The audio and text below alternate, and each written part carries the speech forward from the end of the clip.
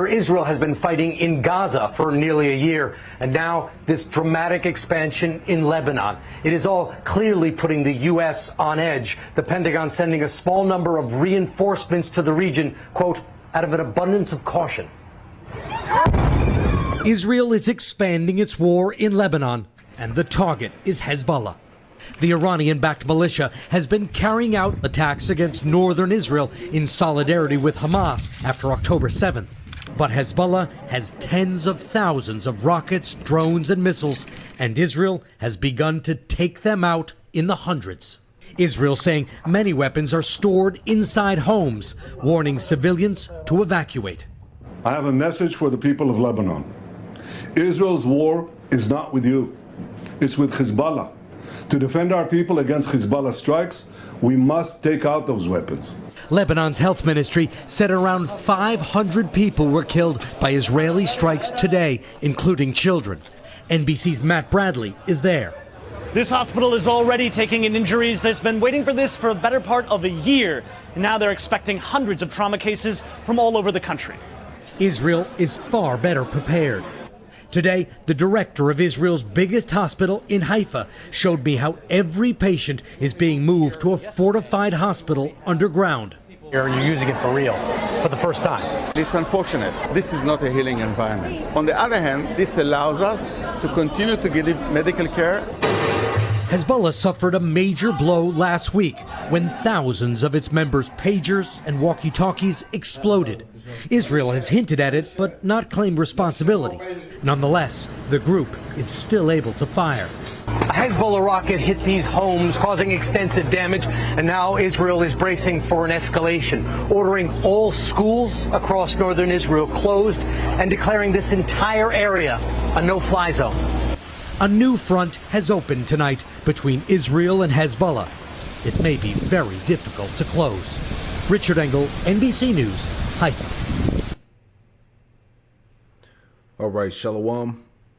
I want to give all the praise, honor, and glory to Yahweh Bahasham, Yahweh Shai Bahasham, Rakah Quadash. Double honors to the apostles and elders of Great Millstone who taught me this truth. Double salutations to our Yuakim out there laboring. The house of David, the elect, that's pushing this word with all truth, righteousness, and sincerity. Shalom to you, brothers, and shalom to the elect. I'm back with another quick lesson through the Holy Spirit, the Rakah Quadash. And I pray that this lesson is informative and also edifying. All right, jumping right into this thing. This is from NBC News here. In the headline, it reads, it says, Lebanon says 500 people were killed and 1,650 injured in Israel bombing. All right, it's going down. Okay, let's get that real quick. This is Revelation 11 and 14. And it reads, it says, Revelation 11 and 14, it says, the second woe was past, and behold, the third woe cometh quickly. All right, and that's what I want to get into. All right, because this is what's been going on while everybody was distracted with the P. Diddy debauchery. All right, all the shit that's been going on with, you know, these so-called celebrities, the nastiness, the filth, the trafficking, the madness that you've been hearing going on. Right, while that's been grasping everybody's attention, this is what these devils have been brewing. All right, it says here from this article here from AmericasFirstReport.com. It says, are they trying to start World War III before the election? And by the way things are going, it looks like it. All right, and it says here, events in the Middle East and Ukraine are bringing us dangerously close to the unthinkable. But meanwhile, most people in the Western world are paying very little attention to what's going on, right? Because people's minds are being pulled in every direction. All right, as we see what that's been going on, the bread and circus, the distractions, right? It says we literally have not been this close to an apocalyptic global war since the end of World War II. All right, this is why we read Revelation 11 and 14, that the second woe is past, and behold, the third woe cometh quickly. You see? It says, and yet most of the population is partying. Unfortunately, it won't be too long before they are shaken out of their slumber. Exactly, man, because the time is coming. You know, just dealing with what's going on with Russia and Ukraine and what's going on in Israel right now concerning Lebanon. All right, they said that, let's pull that back up. So once again, it says Lebanon says 500 people were killed and 1,650 injured in Israel bombing. All right, things are getting very intense. And this is why they needed the people's minds to be distracted for what these Amalekites are doing. All right, because remember, all eyes are on the so-called Middle East. You know, it says in this article here, it says U.S. is sending more troops to the Middle East as violence rises between Israel and Hezbollah. All right, and the significance of the Middle East, pulling this back up in Joel, the 3rd chapter, is Joel chapter 3 and verse 2. And it reads, it says, I will also gather all nations and will bring them down into the valley of Jehoshaphat, or Yahweh Shaphat, which means Yahweh judges. All right, he's going to gather all the nations, all right, via World War III into this region, the so-called Middle East region, to judge them. All right, World War III. I will also gather all nations and bring them down into the valley of Yahweh Shaphat, and will plead with them there for my people and for my heritage Israel, whom they have scattered among the nations and parted my land. All right, so this is the end. This is the beginning of the end. All right, the escalation, that's what's going on. All right, you know, the things that we should be really paying attention to. Okay, because as it says here, I want to pull this up as well. All right, it's saying that Israel's war on 5 fronts. All right, you know, these devils are being attacked. They're being confronted at multiple angles, right? It says Israel's war on 5 fronts, how the Jewish state faces all-out conflict against Middle Eastern enemies after killing hundreds, and latest Hezbollah strikes as Lebanon accuses it of carrying out an extermination. And that's what's been going on. And this is why people have been all across the world crying out against the crimes that these devils have been committing over there on the Gaza Strip against the so-called Palestinians and whatnot. All right, it says Israeli killings of Palestinian children, an extremely dark place in history, says UN. See, everybody's you know, vocalizing and crying out against these devils, you know, the crimes against humanity and against these people over there in that region. You know, it says United Nations Committee highlights serious Israeli violations of international human rights law through indiscriminate and disproportionate attacks affecting Gaza children, right? So they're just murdering, you know, families, children, destroying towns. You see, that's what's going on. And this is why these nations, all right, these so-called Middle Eastern enemies, they said, are gathering themselves against them, right? Which made me think about the book of Obadiah. Let's get that real quick too. Okay, this is Obadiah 1 and 1. Edom will be humbled. It says, the vision of Obadiah, thus saith the Lord, power Yahweh Shemel Shai, concerning Edom. We have heard a rumor from the Lord, Yahweh Shemel Shai, and an ambassador is sent among the heathen. Arise ye, and let us rise up against her in battle. And this is what these nations are doing, all right? Israel's war on 5 fronts, all right? All these nations, these so-called, you know, Middle Eastern Arabic nations or whatnot, all right, they're gathering themselves together to take down Amalek, you know, NLT, you know. Obadiah 1:1, it says, this is the vision that the sovereign Lord, Yahweh Shemel Shai, revealed to Obadiah concerning the land of Edom. We have heard a message from the Lord, Yahweh Shemel Shai, that an ambassador was sent to the nations to say, get ready, everyone. Let us assemble our armies and attack Edom. All right. And that's what's going on. There's an actual name. I forgot the name of these, you know, these so-called Arabic nations that are aligning themselves together to come against Amalek. I forgot what it was called, but, you know, pretty much that's them. You know, they're preparing war against them. You know, it says, verse 2, it says, behold, I have made thee small among the heathen. Thou art greatly despised, right? These Amalekites, these small hatters are greatly despised around the world, man. You know, it says, the pride of thy heart hath deceived thee. Thou that dwellest in the clefts of the rock, whose habitation is high, that saith in his heart, who shall bring me down to the ground? It says verse 4, and that's the mindset of these devils, that they're never going to fall from power. It says verse 4, though thou exalt thyself as the eagle, and though thou set thy nest among the stars, thence will I bring thee down, saith the Lord Yahweh Shem Yahushai. So the inevitable is going to happen. All right, these devils are going to fall. Job 20:6, it says, though his excellency mount out to the heavens, and his head reach unto the clouds, going back to his pride. Verse 7, the point, yet he shall perish forever, like his own dung. They which have seen him shall say, where is he? He shall fly away as a dream, and shall not be found. Yea, he shall be chased away as a vision of the night. And that's how fast this devil is going to fall. All right. It says, the eye also which saw him shall see him no more, neither shall his place any more behold him. Right, because this is the end of him. You know, all directions lead to his inevitable destruction. All right, and this is what these people are crying out about across the world. You know, just more articles tying into that, because we saw earlier that they said they killed about 500 people, women and children. You know, bombing cities, towns. Right. So this is what's going on. So let's play a little bit of this clip here. It says, revenge plot from Iran means Israel now faces war on 5 fronts in gloomy warning. Let's play a little bit of this. All right. It's getting heavy. Now, Tehran has ordered a retaliatory strike on Israel following the death of the Hamas leader Ismail Haniyeh. That's according to Iranian officials. Well, Hamas's top political leader was killed during an airstrike in Iran's capital, and the group have publicly blamed Israel for the attack. Well, Benjamin Netanyahu's government are yet to comment on the incident. All this comes as today marks 300 days since Hamas attacked Israel on October the 7th, and of course tensions are still extremely high.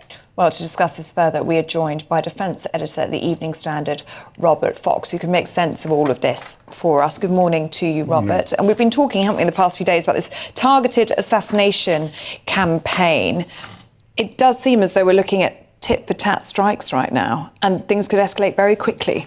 Yeah, tit-for-tat is almost a commendable understatement, because I think that you've rightly flagged what the Supreme Leader, the Ayatollah Khamenei, has been saying. And I don't think it's just going to be a one strike, because what the best Israeli analysts are saying, Anthony Horowitz of the Times of Israel, for example, is that they expect that it will be a coordinated, because Iran is out for revenge, as they see it, not only for the Hamas leader Haniyeh being killed in Tehran, but also the Hezbollah leader, a client, a patron, a protege, an ally, being killed in Beirut, Fouad Shakra.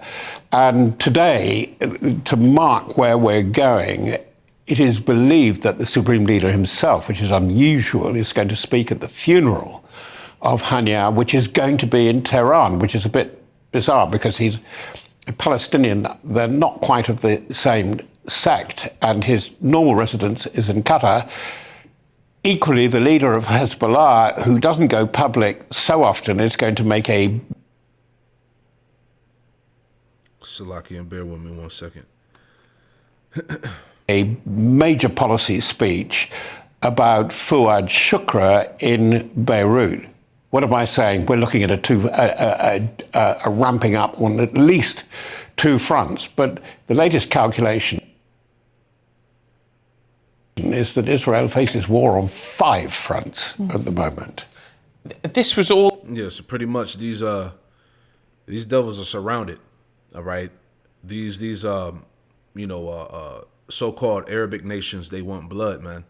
And this is what's going on, right? Because once these small hatters are pretty much touched, it's pretty much a wrap. All right, World War III. The untouchables eventually are going to be touched. All right, thus saith the Lord. This is the book of Habakkuk, chapter 7, or Habakkuk, chapter 2, verse 7. And it reads, it says, shall they not rise up suddenly that shall bite thee, and awake that shall vex thee, and thou shalt be booties unto them, right? Because eventually, the land of Israel, those Amalekites, The small hatters, the 48ers, they're going to be spoiled. You know?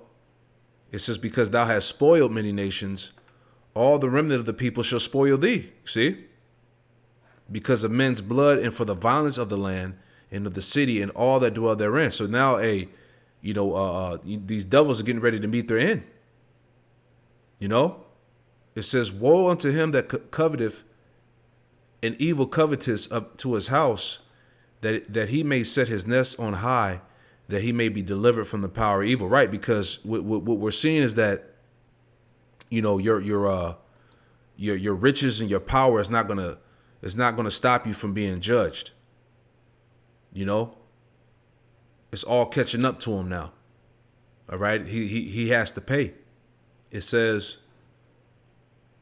verse 10, it says, thou hast consulted shame to thy house by cutting off many people, and hast sinned against thy soul. For the stone shall cry out of the wall, and the beam out of the timber shall answer to it. And that's what's going on. There's a crying out against these devils, man, against these small hatters. You see, this is why they're being surrounded, as we saw here in the article, right? They're being surrounded on 5 different fronts. Okay? These Ishmaelites or whatnot, they're preparing to go in. You see? Let's play a little bit more. All expected, though. I mean, these were named targets by Israel. Everybody knew they were after them. It is very strange, isn't it, that Haniyeh, who had been the key man in the negotiations, by the way, both for a ceasefire and a release of the hostages following October the 7th, goes blatantly and publicly to the swearing in of the new Iranian president. He didn't need to do that, but it was showing solidarity. And all the clients of Iran in the fight against Israel are lined up at this swearing-in ceremony, and they knew exactly where he was. And that's what's absolutely clear, is Israeli surveillance, signals intelligence, mobile phones, encrypted messaging. They can get into it, and they can get into it almost as nobody else can. What do these assassinations mean for Hamas and Hezbollah? There's a very gloomy piece again by my friend Anthony Horowitz, and in the other mainstream English language Israel paper, Haaretz, saying they've got loads more to replace them. Wow. Hamas is really hard. It's a hard nut. It's very, very well organized. And actually more than Haniyeh, the person they really wanted to get, and I'm sorry to put it in such crude terms because those are the terms they put it in, was Yahya Sinwar, who probably was the mastermind behind the attack, but he's certainly the mastermind against this continuing round and round fighting that is going on in Gaza. Where does this leave the international community? Where does it leave America and the UK? Well, they're both very important. And by the way, we shouldn't underestimate the role of the UK, that Lord Cameron, when he was foreign minister, was very welcome. And it was very important because he knew people. And there's no doubt the US laid off a lot. He was working very closely with Anthony Blinken.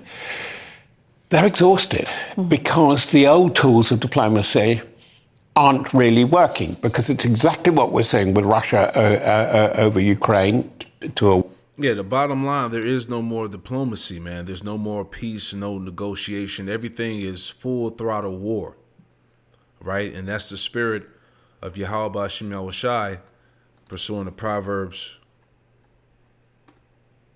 21:1, as we know. Proverbs 21:1, and it reads, let's get into KJV. It says, Proverbs 21:1, it says, the king's heart is in the hand of the Lord, Yahweh Shem Yahushai, as the rivers of water, he turn it whithersoever he will, right? So this is the Lord that's conducting the beginning stages of Armageddon, World War III. All right? Israel is about to get their ass handed to them, which is going to pretty much provoke, total destruction. Job 18 and verse 15, it says, it shall dwell in his tabernacle because it is none of his. Brimstone shall be scattered upon his habitation. It was heavy too. You think about how these devils got the land of Israel, right? They got that through pretty much fraud, all right? The Balfour Declaration, because that originally that land doesn't belong to them, and that's what's being That's what's being exposed. That's what's being discussed around the world. Ezekiel 36 verse 2, it says, thus saith the Lord power, Yahweh Shemel Shah, because the enemy have said against you, aha, even the ancient high places are ours in possession. All right, so the enemies of Israel, the Israelites, all right, they're the ones that's possessing the Holy Land, the land of Israel. And who was in there jumping down? All right. Ezekiel 36 verse 5 says, thus saith the Lord, Yahweh Shemel Shai, surely the fire of my jealousy have I spoken against the residue of the heathen and against all of Idumea, all right, which is Greek for Esau, Edom, which have appointed my land into their possession with the joy of all their heart, with the spiteful minds to cast it out for a prey. So the Edomites are the ones that are occupying the Holy Land. Okay, the enemies of the true biblical Israelites. All right, and they're getting ready to be purged out of the land. All right, according to prophecy. Job 18 and 16, his roots shall be dried up beneath, and above his branch shall be cut off. His remembrance shall perish from the earth, and he shall have no name in the street. All right, this is the end of Esau. He shall be driven from light into darkness and chased out of the world. Okay, that's what's going to happen. You know, it says he should neither have son nor nephew among his people, nor any remaining in his dwellings. And they that come after him shall be astounding at his day, and they that went before were frightened. Surely such are the dwellings of the wicked, and this is the place of him that knoweth not Yahweh Shemel Shai. This is the end result. All right, total annihilation. You know, so pretty much, you know, this is the point. You know, this is what people are being distracted from. You know, the dirt that's been going on. You know, the bodies that these small hatters have been catching. You know, on the Gaza Strip, dealing with Hezbollah and Lebanon. All right, so definitely, you know, they're trying to start World War III for the election. It looks like it's going down that way. You know, but it's just another quick news and prophecy. You know, hey, we're watching everything that's going on across the board, and this thing is moving fast. So I pray that this quick lesson was edifying. I'm going to give all praise, honor, and glory to Yahweh, Bahasham, Yahweh Shai, Bahasham, Rakak Wadash, Shalom.